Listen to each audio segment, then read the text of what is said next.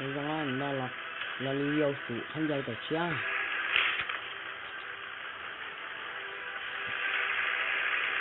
để on là nghe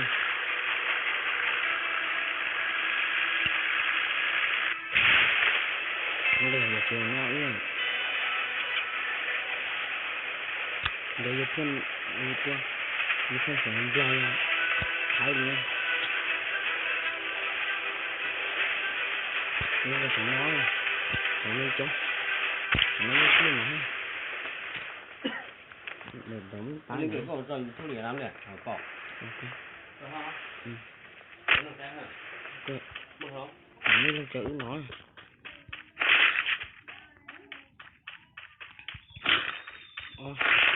lấy bón lấy cái mặt tua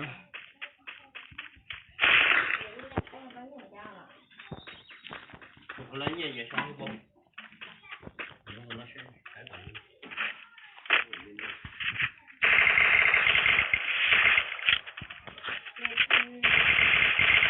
cái đó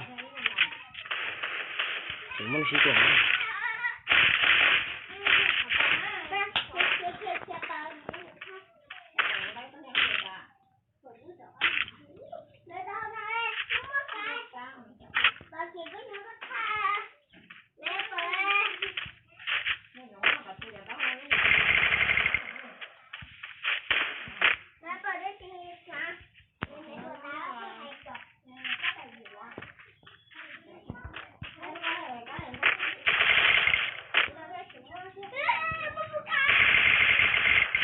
anh này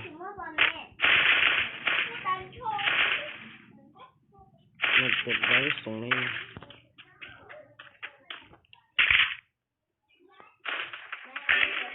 một đội nữa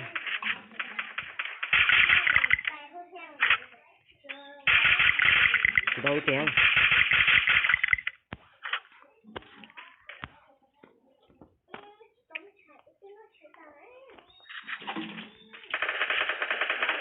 nhân để cái gì nhân để cục tiền nữa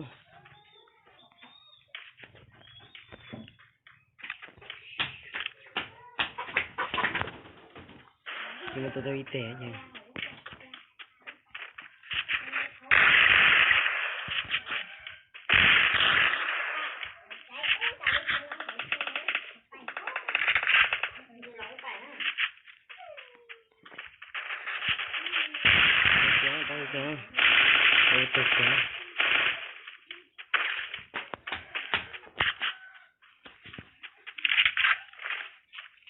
để bé kiểu tôi có xa nó tụi nó lên xuống tua chân nó yên được ôi vô to cái nó để bỏ đuôi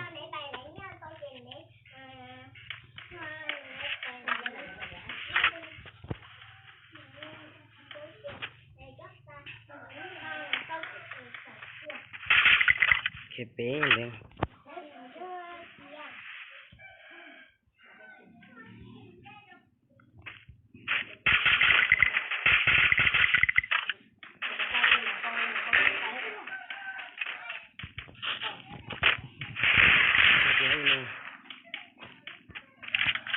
cục chỉ thế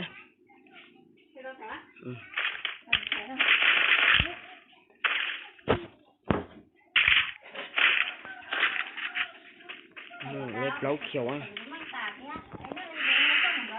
nó nên kéo hỏi của nó không được chi ra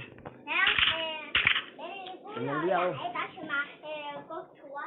mất thời gian lên được bé nào thời gian liên đỡ á thời gian này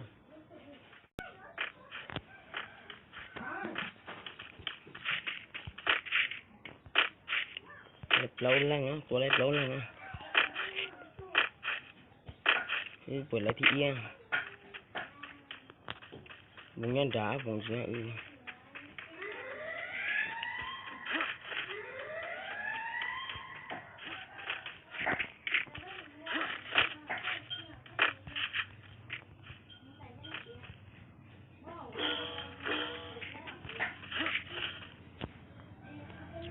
trả rồi.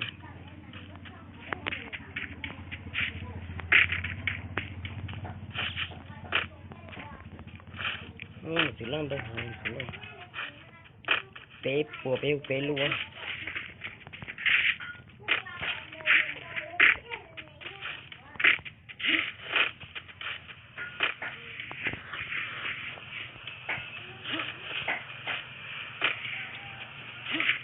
Cái nào là tôi đã có xa nó.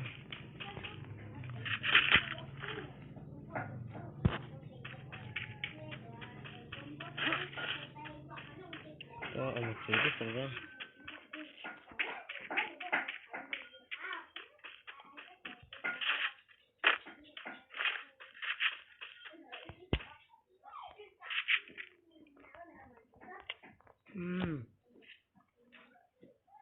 Mình lấy thì ít để nó ưa.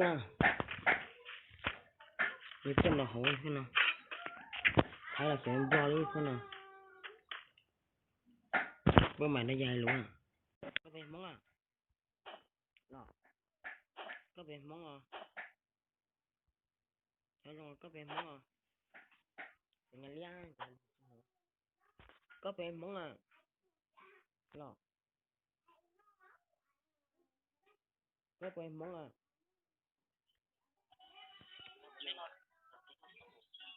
Có em món nha. Giờ phải nha món này phải nè. Nhà liang à qua. Có lấy cho kêu. Đó. Có lấy cho kêu. Chỉ là Có chỉ lấy phở tôi này có sao nào? chỉ lấy giấy kêu đó. Thì người ta chỉ lấy phở tôi. Có lấy chú lấy bỏ. Ô của lúc khá khá luôn. Bỏ cơ. Có lần về bắt đưa.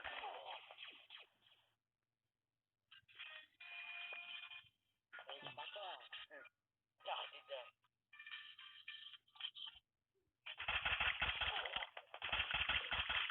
Không đói gì nè. Mình chết lo rồi.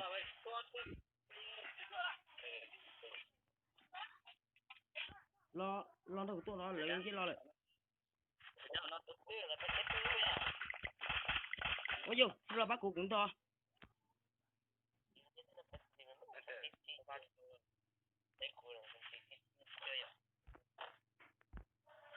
Sẽ ở nhà sẽ thì trả tôi á.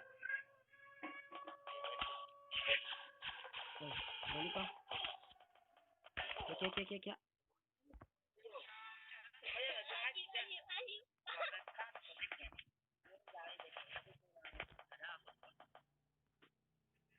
Người ta phát sâu là. Để cái họ nó sẽ vô đúng không? Ta một tiếng. Ở lên cái chỗ nó nổi rồi.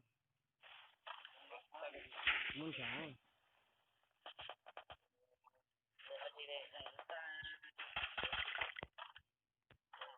Muốn trái ra.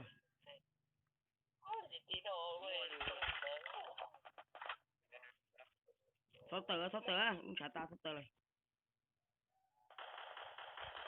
6 tờ này.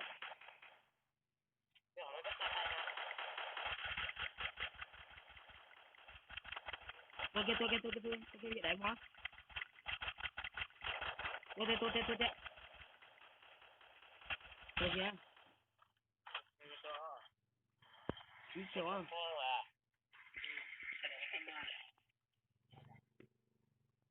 Có muốn trả. Muốn trả của.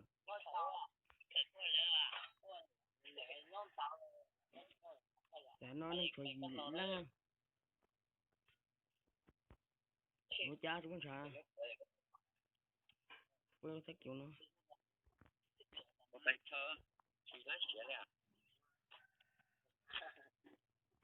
Tiếp ra đó.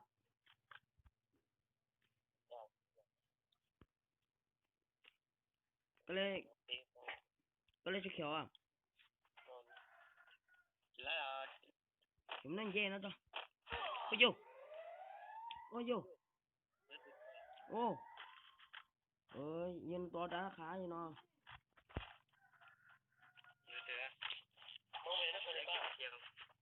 yên nó lấy blog kìa yên nó lấy trí kéo này cụ